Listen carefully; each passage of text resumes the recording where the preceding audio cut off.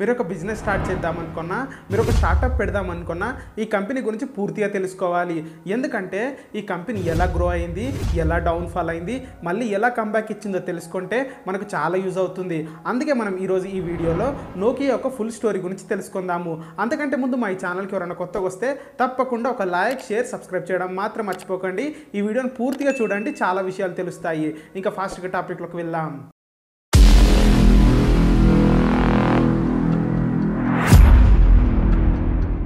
First time Nokia company ఎక్కడ start అయిందంటే 1865లో ఫిన్లాండ్లోని టామరోకొస్కీ అనే ప్రాంతంలో ఫ్రెడరిక్ అనే వ్యక్తి దీన్ని స్టార్ట్ చేశాడు. స్టార్టింగ్లో ఈ సంస్థ ఒక పేపర్ మిల్లులా స్టార్ట్ అయింది. ఇలా పేపర్లు తయారు చేసి చాలా లాభాలు చూశారు.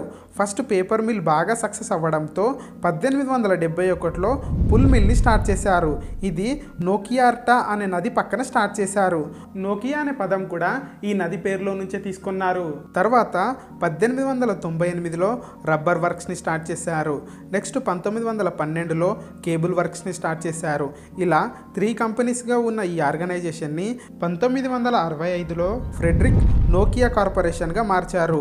ఈ కంపెనీస్లో toilet papers, bike and car tyres, rubber wheels, TV sets, communication cables, robotics, computers and military equipments ఇవన్నీ తయారు చేసేవారు.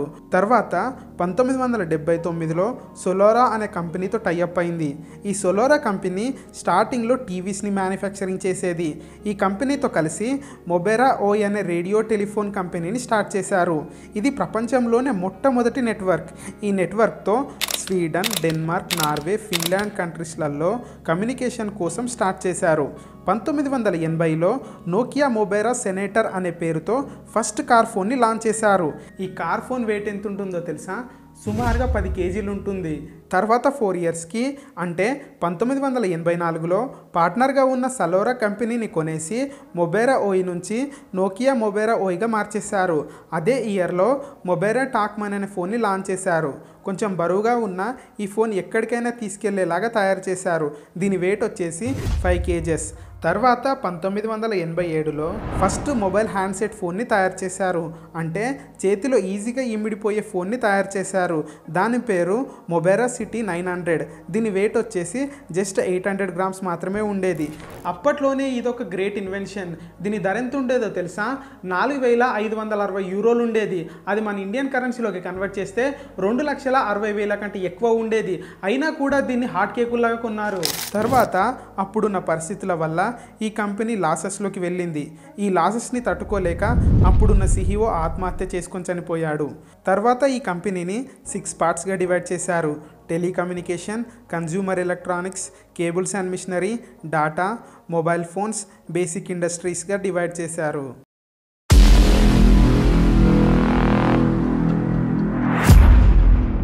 1989లో నోకియా మొబెరా ఓయ్గా ఉన్న ఈ పేరుని నోకియా మొబైల్స్గా మార్చేశారు. 1990లో టెలికమ్యూనికేషన్ మీద ఫోకస్ చేసేందుకు నోకియా మిగిలిన 5 యూనిట్స్ని అమ్మేసింది. తర్వాత చేతిలో పట్టేంత జిఎస్ఎం మొబైల్స్ని 1992 నవంబర్ 10వ తారీఖున నోకియా లాంచ్ చేసింది. దీని పేరు నోకియా 1011. ఈ ఫోన్లో text message, SMS, roaming option కూడా ఉండేది. ఇంకా 90 minutes talk time, 99 contact save చేసుకునే ఆప్షన్ కూడా ఉండేది. తర్వాత 3 ఇయర్స్కి 1994లో నోకియా 2100 అనే ఫోన్ని లాంచ్ చేశారు. ఈ ఫోన్లో ఫస్ట్ మీరు వినే రింగ్ టోన్ని యాడ్ చేశారు.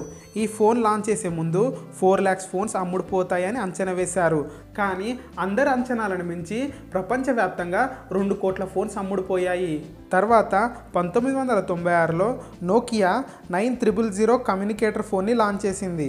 ఈ మొబైల్లో ఈమెయిల్ పంపే option, web browsing, word processing ఇలాంటి ఎన్నో ఫీచర్స్తో ఈ మొబైల్ని తీసుకొచ్చింది. ఈ మొబైల్ కాస్ట్ అప్పట్లోనే $800 ఉండేది. అంటే 69,000 ఉండేది. ఇన్ని ఫీచర్స్ ఉన్నప్పటికీ ఈ ఫోన్ అంత సక్సెస్ అవ్వలేదు. అదే ఇయర్లో నోకియా 8110 అనే స్లైడర్ ఫోన్ని కూడా లాంచ్ చేసింది. ఈ ఫోన్ని మ్యాట్రిక్స్ అనే మూవీలో కూడా చూడొచ్చు. నెక్స్ట్ నోకియా 1998లో 6110 అనే ఫోన్ని లాంచ్ చేసింది. ఈ ఫోన్ ఎంత సక్సెస్ అయిందంటే అప్పటి వరకు ఉన్న అన్ని రికార్డ్స్ని ఈ ఫోన్ లేపేసింది. అప్పుడున్న కాంపిటేటర్ అయిన మోటరోలా ఫోన్స్ అన్నిటిని దాటేసింది. ప్రపంచంలోనే ఎక్కువగా అమ్ముడుపోయిన ఫోన్గా ఇది నిలిచింది. అప్పట్లోనే 4,10,00,000 ఫోన్స్ అమ్ముడుపోయాయి. మనకందరికి ఇష్టమైన స్నేక్ గేమ్ని కూడా ఫస్ట్ టైం ఈ ఫోన్లోనే ఇన్వెంట్ చేశారు. దీనితో నోకియా కంపెనీ లాభాలు 75% పెరిగాయి. స్టాక్ ప్రైస్ కూడా 220% పెరిగింది. దీనితో నోకియా మార్కెట్ క్యాపిటలైజేషన్ 2,100 నుంచి $7,000 పెరిగింది. తర్వాత 1999లో నోకియా 3210 అనే ఫోన్ని రిలీజ్ చేసింది. ఈ ఫోన్ 6 కలర్ వేరియంట్స్తో రిలీజ్ అయింది. ఇంకా ఇందులో 4 నుంచి 6 గంటల టాక్ టైం ఉండేది. ఇంకా మనకు నచ్చిన రింగ్ టోన్ యాడ్ చేసుకునేలాగా కొన్ని రింగ్ టోన్స్ యాడ్ చేశారు. అంతేకాకుండా ఇందులో మంచి గేమ్స్ ఉండేవి. ఇంకా పిక్చర్ సెండ్ చేసుకునే ఆప్షన్ కూడా ఉండేది. అప్పటి వరకు మొబైల్ మార్కెట్లో నోకియానే లీడర్గా ఉన్నప్పటికీ ఎర్లీ 2000స్లో 3G టెక్నాలజీ రావడంతో నోకియాకి కాస్త ప్రాబ్లం వచ్చింది. ఈ మార్పులను అర్థం చేసుకుని నోకియా 2002లో 6650 అనే ఫస్ట్ 3G ఫోన్ని తీసుకొచ్చింది. అదే ఇయర్లో 7650 అనే ఫస్ట్ కెమెరా ఫోన్ని తీసుకొచ్చింది. 2003లో 3650 అనే ఫస్ట్ వీడియో రికార్డింగ్ ఆప్షన్ ఉన్న నోకియా ఫోన్ని తీసుకొచ్చింది. మళ్ళీ అదే ఇయర్లో నోకియా 1100 అనే ఫోన్ని తీసుకొచ్చింది. ఈ ఫోన్ని సామాన్య ప్రజలు కూడా కొనే ప్రైస్లో రిలీజ్ చేసింది. ఇంకా ఈ మొబైల్ చాలా సక్సెస్ అయింది. ప్రపంచంలో ఉన్న అన్ని రికార్డ్స్ ఈ ఫోన్ కొట్టేసింది. ఈ నోకియా 1100 అనే ఫోన్ దాదాపు 25 కోట్ల యూనిట్లు అమ్ముడుపోయాయి. దీనితో ప్రపంచంలోనే ఎక్కువగా అమ్ముడుపోయిన ఫోన్గా ఇది నిలిచింది. ఫాస్ట్గా అమ్ముడుపోయిన ఫోన్గా కూడా ఇదే నిలిచింది. మా ఇంట్లో మా డాడీ ఫస్ట్ కొన్న ఫోన్ కూడా ఇదే. 2 ఇయర్స్ తర్వాత 2005లో నోకియా 3110 మోడల్ని రిలీజ్ చేసింది. ఈ ఫోన్ కూడా ఆశ్చర్యంగా 25 కోట్ల యూనిట్లు అమ్ముడుపోయాయి. ఇప్పటికీ కూడా ఈ 2 ఫోన్ల రికార్డ్స్ ఏ మొబైల్ బ్రాండ్ కంపెనీ కూడా కొట్టలేకపోయింది. ఇలా నోకియా ఎవ్రీ ఇయర్ కొత్త మోడల్ని రిలీజ్ చేసి ఇండస్ట్రీలో కింగ్గా నిలిచింది.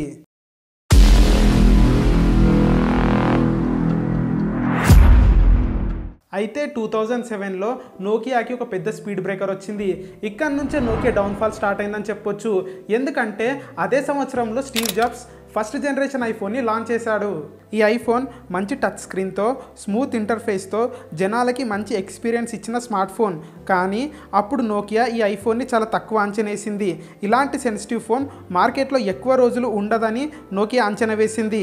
కానీ తర్వాత ఐఫోన్కి జనాలలో ఉన్న మంచి రెస్పాన్స్ని చూసి నోకియా కూడా స్మార్ట్ ఫోన్ని తయారు చేయాలని అనుకుంది. అలా 2008లో ఒక స్మార్ట్ ఫోన్ని రిలీజ్ చేసింది. అదే నోకియా 5800 అనే స్మార్ట్ ఫోన్.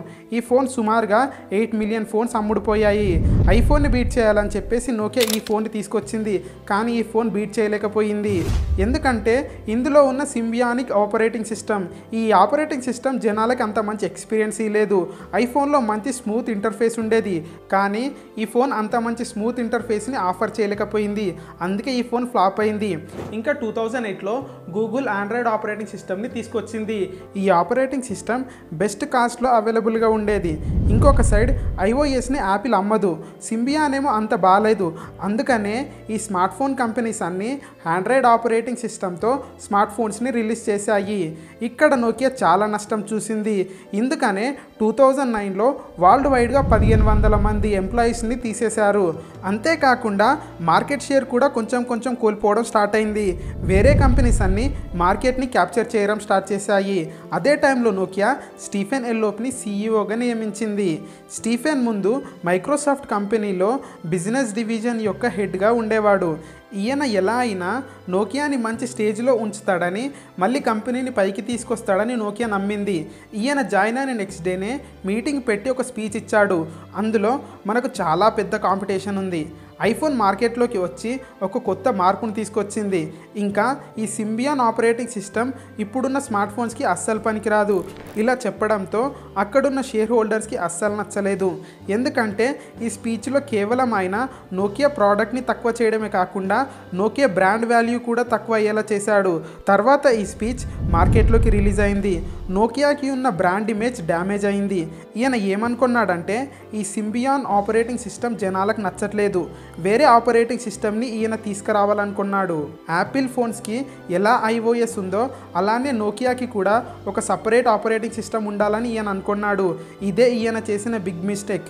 ఇలా అనుకొని మైక్రోసాఫ్ట్తో కొలాబ్ అయి మైక్రోసాఫ్ట్ ఓఎస్తో నోకియా ఫోన్స్ని రిలీజ్ చేశాడు. అంతకుముందు నోకియాకి ఉన్న బ్రాండ్ వాల్యూ వల్ల కొంతమంది అన్న ఈ ఫోన్స్ని కొనేవాళ్ళు. ఈ మైక్రోసాఫ్ట్తో కొలాబ్ అయ్యాక జనాలు ఎవ్వరు కొనడానికి పెద్దగా ఇంట్రెస్ట్ చూపెట్టలేదు. అందుకే 75% మార్కెట్ షేర్ని కోల్పోయారు. ఎందుకంటే ఈ మైక్రోసాఫ్ట్ ఆపరేటింగ్ సిస్టమ్ జనాలకు అర్థం కాలేదు. మరింకా ఇందులో ఎక్కువ ఫీచర్స్ యాప్స్ ఉండేవి కాదు. iOS మీద ఆండ్రాయిడ్ మీద డెవలప్ చేసిన యాప్స్ ఈ మైక్రోసాఫ్ట్ మీద ఎవరు డెవలప్ చేయలేదు. అందువల్ల నోకియా చాలా వరకు మార్కెట్ షేర్ని కోల్పోయింది. తర్వాత నోకియా కనిపించకుండా పోయింది. ఇలా అవ్వడంతో నోకియా సీఈఓని తీసేయాలని చెప్పి నోకియా బోర్డ్ మెంబర్స్ అందరూ ఆయనకు అగెనెస్ట్ అయ్యారు. 2013లో మైక్రోసాఫ్ట్ నోకియాని కొనేసింది. అతన్ని నోకియాకి హెడ్గా పెట్టేసింది. కానీ అతన్ని అయితే జాబ్లో నుంచి తీసేయలేదు. తర్వాత మైక్రోసాఫ్ట్ మొబైల్ బిజినెస్ని ఆపేసింది. అప్పుడు నోకియాకి బుద్ధి వచ్చింది. అప్పుడు నోకియా ఆండ్రాయిడ్ ఫోన్స్ని తయారు చేయడం స్టార్ట్ చేసింది. కానీ అప్పటికి చాలా లేట్ అయింది. మార్కెట్లో చాలా అడ్వాన్స్ ఫీచర్స్తో చాలా మొబైల్స్ వచ్చాయి. నోకియా వాటితో పోటీ పడడానికి చాలా ఇయర్స్ ట్రై చేసింది. కానీ ఫెయిల్ అయింది. దీనితో మిగిలిన మార్కెట్ షేర్ కూడా కోల్పోయింది. కొత్త స్మార్ట్ ఫోన్స్ రావడంతో జనాలు నోకియాని మర్చిపోయారు. ఒకప్పుడు మార్కెట్ని లీడ్ చేసిన నోకియా ఇప్పుడు మార్కెట్లోనే కనిపించకుండా పోయింది. అందరూ నోకియా పని అయిపోయింది అనుకున్నారు. కానీ నోకియా పని అయిపోలేదు.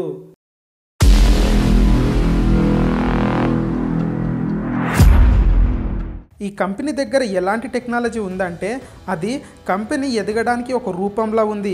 అదే NSN అంటే నోకియా సొల్యూషన్స్ అండ్ నెట్వర్క్. ఇది టెలికమ్యూనికేషన్ ఇంకా ఇన్ఫ్రాస్ట్రక్చర్ పైన వర్క్ చేస్తుంది. స్టీఫెన్ నోకియాని నాశనం చేసిన తర్వాత నోకియా రాజీవ్ సూర్యాని కొత్త సీఈఓగా చేసింది. ఈయన 1990 నుంచే నోకియాలో వర్క్ చేసేవాడు, NSN డివిజన్లో సీఈఓగా. ఇలాంటి టైంలో అతనికి ఉన్న అనుభవాన్ని గమనించి ఈ బాధ్యతలన్నీ నోకియా అతనికి అప్పగించింది. ఈయనకి బాగా తెలుసు స్మార్ట్ ఫోన్ రంగంలో కంబ్యాక్ ఇవ్వడం అంటే చాలా కష్టమని. అందుకనే ఈయన నెట్వర్క్ సొల్యూషన్ ఇంకా 5G పైన ఫోకస్ చేశాడు. 5G టెక్నాలజీ నోకియాని కాపాడుతుందని అతనికి బాగా తెలుసు. కొన్ని కోట్ల రూపాయలను ఇన్వెస్ట్ చేసి 2018లో నోకియా ఒక గొప్ప టెక్నాలజీని కనిపెట్టింది. అదే నోకియా రిఫ్షార్క్ చిప్సెట్. ఈ చిప్సెట్ని 5G నెట్వర్క్స్లో ఉపయోగిస్తారు. సింపుల్గా చెప్పాలంటే సెల్ టవర్స్ యాంటీనాలో దీన్ని అమరుస్తారు. ఇది 5G సిగ్నల్స్ని రిసీవ్ చేసుకొని ట్రాన్స్మిట్ చేస్తుంది. రిఫ్షార్క్ మెయిన్ థింగ్ ఏంటిదంటే డేటాని చాలా ఫాస్ట్గా ప్రాసెస్ చేయడం, అలానే నెట్వర్క్ కెపాసిటీని పెంచడం. దీనితో చాలా డివైజెస్కి మంచి కనెక్టివిటీ ఇవ్వచ్చు. అలానే నెట్వర్క్ కూడా స్పీడ్గా ఉంటుంది. రిఫ్షార్క్ బ్యాండ్విడ్త్ సెకండ్కి 84 GB ఉంటుంది. మిగిలిన 5G చిప్స్తో పోలిస్తే ఈ చిప్సెట్ 3 times స్పీడ్గా పనిచేస్తుంది. అంతేకాదు ఈ చిప్సెట్ వీటికంటే 50% చిన్నగా ఉంటుంది. అలానే పవర్ కన్జంప్షన్ కూడా 64% తగ్గిస్తుంది. దీనికి ఉన్న స్పీడ్ని గమనించిన టెలికాం కంపెనీస్ నోకియా యొక్క ఈ టెక్నాలజీని చాలా ఎక్కువ సంఖ్యలో కొనాలనుకున్నాయి. రిఫ్షార్క్ చిప్సెట్ తనకున్న అతిపెద్ద కాంపిటేటర్స్ అయిన హువావే, ఎరిక్సన్తో సమానంగా నిలిచింది. ఇవి మార్కెట్లో చాలా ఇయర్స్ నుంచి ఉన్నాయి. అయినప్పటికీ నోకియా వాటితో సమానంగా నిలబడింది. నోకియా ఈ ప్రపంచంలోనే అతిపెద్ద టెలికాం కంపెనీ అయిన AT&T, వొడాఫోన్, జపాన్ కంపెనీ అయిన NTTతో ఒప్పందం చేసుకుంది. సింపుల్గా చెప్పాలంటే నోకియా 5G టెక్నాలజీని అమ్ముతుంది. పెద్ద పెద్ద కంపెనీస్ వాటి డివైజెస్లో వీటిని ఉపయోగిస్తాయి.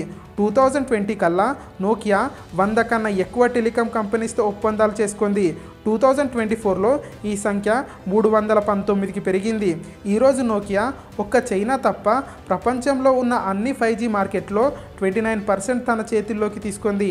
అంటే ప్రపంచంలో ప్రతి 100 మందిలో 29 మంది నోకియా 5G టెక్నాలజీని యూజ్ చేస్తున్నారు. ఈ టెక్నాలజీతో మళ్ళీ నోకియా $1 మిలియన్ కంపెనీగా నిలిచింది. మళ్ళీ ఎకనామికల్గా నిలబడింది. నోకియా తన మెయిన్ బిజినెస్ అయిన మొబైల్ బిజినెస్లో డౌన్ అయింది. కానీ తనకున్న టెక్నాలజీతో ప్రపంచంతో పోటీ పడుతుంది. మళ్ళీ ఎకనామికల్గా స్ట్రాంగ్ అయింది. మళ్ళీ ఒక సక్సెస్ఫుల్ కంపెనీగా నిలబడింది. మా ఇన్ఫర్మేషన్ మీకు నచ్చినట్లయితే తప్పకుండా ఒక లైక్, షేర్, సబ్స్క్రైబ్ చేయడం మాత్రం మర్చిపోకండి. మా వీడియోలు చూస్తున్నారు కానీ సబ్స్క్రైబ్ చేయడం లేదండి. సబ్స్క్రైబ్ చేసి మాకు సపోర్ట్ చేయండి. నమస్తే.